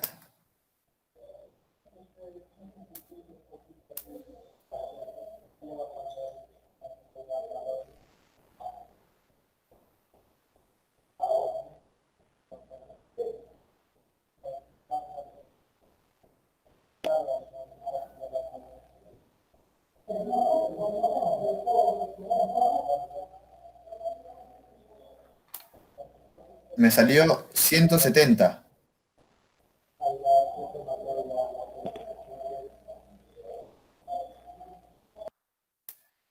¿Actualizaste la escala? Creo que no sé. Si le dimos copiar, Ujú. probablemente esté copiando el valor también de la escala que le habíamos asignado, que era 138.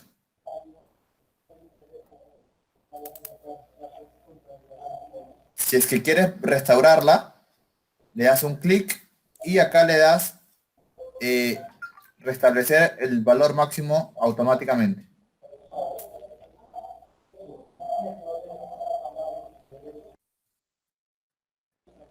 Sí, ya lo restablecí, Luis. Me sale 170.334. Ujú. Entonces está bien, está bien. Eso también quería justamente que lo practiquemos. Cuando editamos las escalas y copiamos, se arrastra eso también. Entonces, si estamos en 170 megapascales, notar la diferencia, ¿no? Del elemento borrador, que no nos el elemento borrador sí no es ideal para en realidad ver cuánto es el resultado, sino para ver si funciona o si corre nuestra simulación. Pero una vez que ya esté corrido, que se te bien, que funcione, ya te pasas, ¿no? Al elemento de alta calidad para ahora sí analizar resultados. Entonces vemos que en realidad ahora sí hay valores un poquito más elevados, ¿no? ¿Listo? Entonces vamos a hacer el ejercicio. Le damos en guardar acá. Vamos a hacer los últimos minutos del ejercicio. Vamos a abrir la carpeta eh, exercises.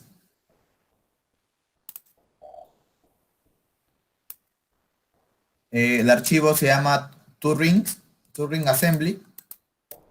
Y abrimos este ensamblaje de acá.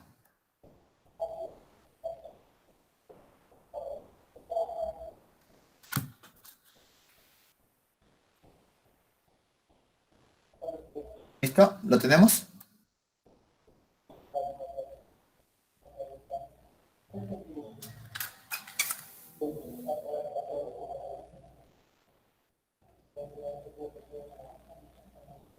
¿Sí? ¿Ok? Ah, perdón, ese era el anterior. No sé si ya lo encontraste, Cirilo. Listo. Entonces, ese modelo, la lógica está acá.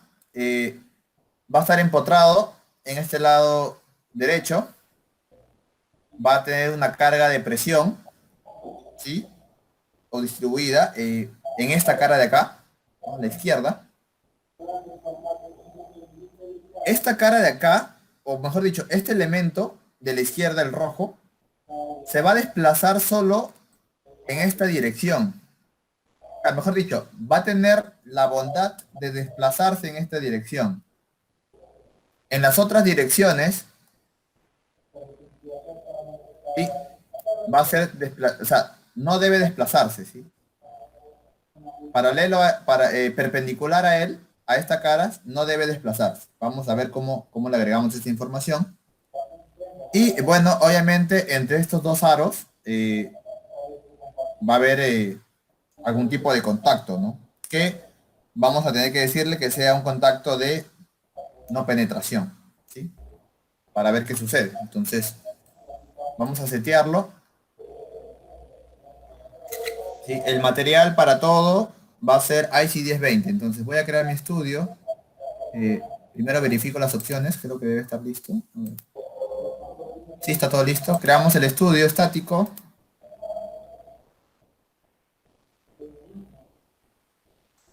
Defino, acá en esta cara va a ser fijo.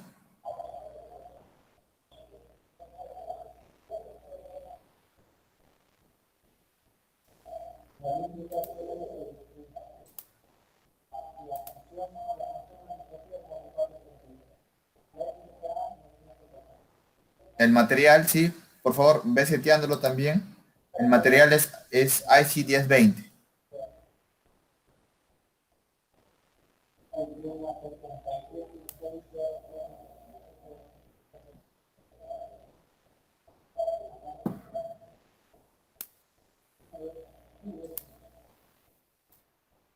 IC 1020.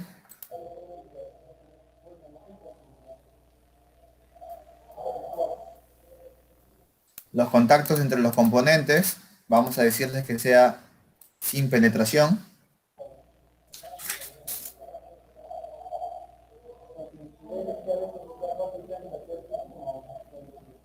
Recuerda, simplemente edité el contacto que ya existía.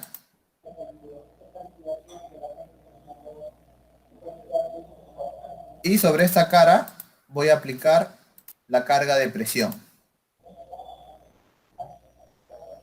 de 3.5 megapascales, pero en la dirección contraria, ¿sí? O sea, va a estar jalando.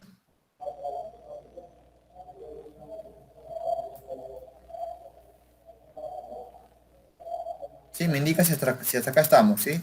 Se hizo la sujeción, se hizo el contacto, se dijo el material y acabamos de poner la carga. Hemos hecho estas cuatro. Si estamos con los cuatro, listo. Entonces, vamos a hacer esto nuevo que te comento. Acá voy a aceptar. Este elemento de aquí solo debe desplazarse en la dirección X. Entonces, ¿por qué? ¿Qué podría estar sucediendo? Que podría jalarse y se sube un poquito más, ¿no? O podría jalarse y se va para uno de los lados, ¿no? Entonces, como yo quiero restringir el fenómeno, a estas caras de aquí les voy a dar cierta lógica, ¿sí? A estas caras de acá. Entonces, voy a irme a asesor de sujeciones.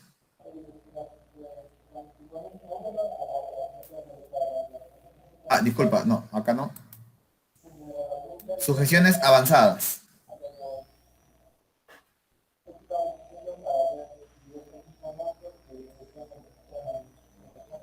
Si por defecto hasta ahorita habíamos estado utilizando la opción estándar de cara fija, ¿no? Pero ahora vamos a mostrar, utilizar la avanzada, que por defecto te debe haber activado geometría de referencia. Entonces, ¿cuál va a ser la geometría de referencia? Estas cuatro caras.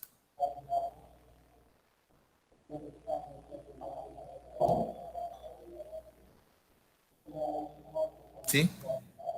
Voy a elegir en este recuadro de aquí una entidad que para mí sea una referencia importante, ¿correcto? Entonces doy clic en esta casilla de acá abajo y el elemento de interés para mí va a ser un plano, ¿sí? Hay un plano que se llama plano 2 que probablemente pueda ser planta, ¿sí? Voy a elegir este plano 2 como mi referencia.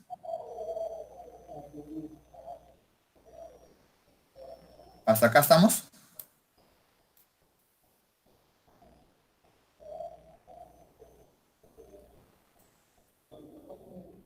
Sí, listo. Entonces, con este plano 2 está sucediendo lo siguiente. Este plano 2 tiene un vector normal a él, ¿sí? Y va a tener dos vectores que van a estar alojados en el plano, ¿no? Uno alineado en la dirección X y otro alineado en la dirección Z, que no la vemos ahorita, ¿no? Va a tener un Z, un vector alineado en X y su vector normal, que en este caso el plano también está alineado, es un plano planta y está alineado con Y, ¿no? Entonces, ahora, si fuera cualquier otro plano, ya no sería con X, Y, Z, sería una normal 1 y va a tener un vector tangente 1 y va a tener un vector tangente 2. ¿Sí? Si es que no fuera un plano alineado con el sistema de coordenadas. Entonces, estos tres sentidos están acá. ¿Sí? Entonces, mira el símbolo.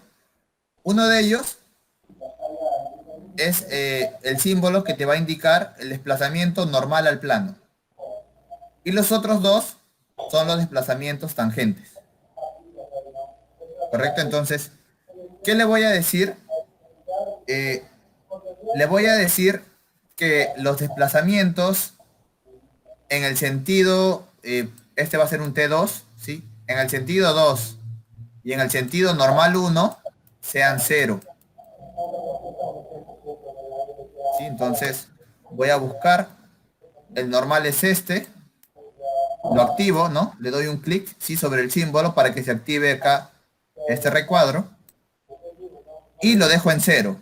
O sea, ¿qué le estoy diciendo? Ahora sí las flechas tienen un sentido, ¿sí, Cirilo? Le estoy diciendo que las flechas en el sentido normal al plano, a mi referencia, tengan una restricción de 0, o sea, que no se desplacen prácticamente. Lo mismo voy a hacer en la dirección que esté a lo largo, en este caso, del eje Z, porque, bueno, puedo utilizar la referencia de Z para indicar que ese es el sentido que yo quiero. Entonces, probablemente sea, ahí sí tengo que probar, ¿sí? Yo no sé cuál es dirección 1, dirección 2. Voy a probar con dirección 1. Y dirección 1 es en X, ¿sí? No, en X yo no le voy a decir nada, así que esta no es, ¿sí? Entonces era dirección 2. Ok, dirección 2, sí. Dirección en Z. ¿Cuánto se va a desplazar esa cara en la dirección Z? También se va a desplazar 0, o sea que no se mueva prácticamente. Entonces, lo que le estoy dejando libre, ¿no? Que no le estoy imponiendo, no le estoy diciendo ninguna restricción, lo estoy dejando libre, es a la dirección que está alineado con X, ¿no? Justamente con el sentido de la presión también, ¿no? O sea, le estoy diciendo, estas cuatro caras, ¿no? Pueden desplazarse solo en el sentido de X, ¿no? Como si jugaran así nada más. En X nada más. Más no pueden desplazarse ni en Y ni en Z. Estoy restringiendo su movimiento. Entonces, con esto puedo asegurar que el desplazamiento es en un solo sentido. No sé si quedó claro. Luis, ahí cómo yo me doy cuenta de que uno es el vector X, otro el vector Y y otro es Z. Sí, en realidad, por ejemplo, en este caso el plano está alineado con planta, entonces se presta para utilizar X, Y, Z, porque siguen siendo vectores normales, ¿no? Entonces, el normal siempre va a tener este símbolo, normal al plano. Ese lo puedes identificar rápido, probablemente, ¿sí? Porque siempre el normal al plano es el más rápido de identificar, pero los vectores dirección 1, dirección 2, como has visto, es probando, ¿sí? Estos de acá se generan siempre en el plano, entonces este puede ser dir 1 y este puede ser dir 2, ¿no? Este siempre va a ser el normal. Entonces, depende de tu referencia, ¿no? Yo pude ver, mira, toda esta información que he agregado acá, si yo elegía otro plano, por ejemplo, si yo elegía como referencia el plano, no sé, bueno, no sé qué plano será uno, pero por ejemplo, si elegía otra referencia plano uno, tenía que ponerme a analizar cuál de estos tres iba a activar o utilizar. Sí, entonces es un tema de, según la referencia que tú utilices, y tienes que ir viendo cuáles son sus vectores normales o las direcciones tangenciales para activarlas o la otra dejarla en libre, ¿no? Entonces ahí sí es como que tienes que probar y ver, ¿no? Ahora, si tú me preguntas, Luis, ¿y tú qué recomendarías algo más rápido? Yo te diría, escoge una cara, no sé, paralela a esta, ¿no? Y, por ejemplo, sí, voy a cambiarlo, ¿sí? Voy a cambiar esto para mostrar lo que quiero decir. Eh, por ejemplo, mi referencia va a ser otra, ¿sí? Mi referencia va a ser esta misma cara de acá. Entonces, antes de que llenemos alguna información en los recuadros, yo ya sé lo que quiero restringir, ¿cierto? Entonces, con esta cara saco su vector normal. El vector normal le voy a decir que sea, que no tengan, que sea libre, ¿sí? No tienen ninguna información.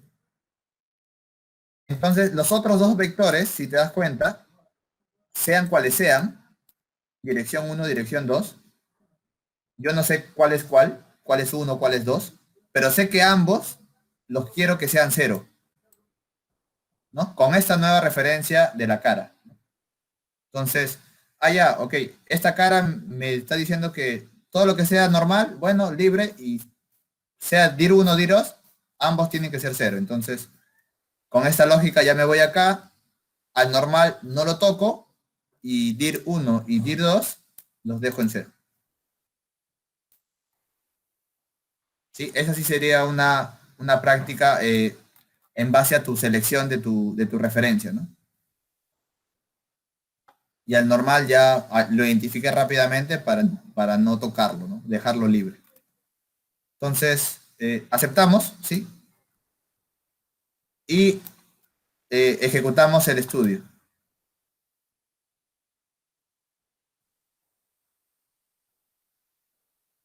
Ahora, de acá, obviamente también hay que ver si está dentro, ¿no? Eh,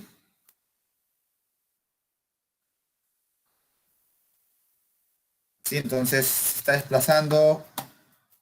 Voy a darle play para que se note. Bueno, voy a exagerar la escala. A ver, exageramos la escala, automático, y le damos animar.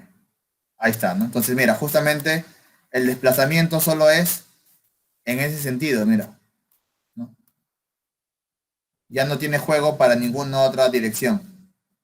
¿Sí? Le restringí, o sea, el fenómeno también le di más información para que esté bien restringido y también represente lo que yo quiero, ¿no? Y no se vaya para cualquier lado, por ejemplo.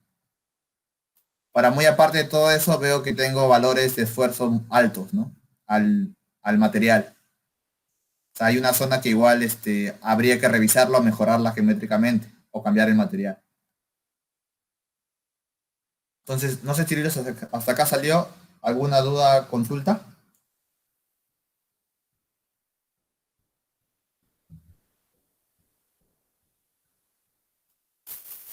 Sí, vi que respondiste sí. Es un sí salió, sí el problema, ¿no? Igual hay que analizarlo todo esto. Pero esto sería hasta el día de hoy, ¿sí? Entonces, estamos completando, sí. Este es en realidad lo que se ha programado, que es una introducción, pero sí, le he tratado de dar el tiempo y darte más pautas para que se entienda lo más importante de la simulación. Y para el día de mañana, Cirilo, ¿qué te parece? Vamos a trabajar con el caso que se hizo en la presentación, ¿sí? Para el día de mañana nos podemos a trabajar un poco más en eso, repasamos estos contactos, por ejemplo, decimos qué casos hacer, comentar, y con eso es como un pequeño, al final, un pequeño taller aplicándolo, ¿no? Al caso de ustedes prácticamente. Entonces, Ya, Luis, listo. una cosita. No sé Sí. si me puedes asesorar unos minutos. Será un plan de 5 minutos que me des unas pautas, porque tengo acá un planteamiento de un trabajo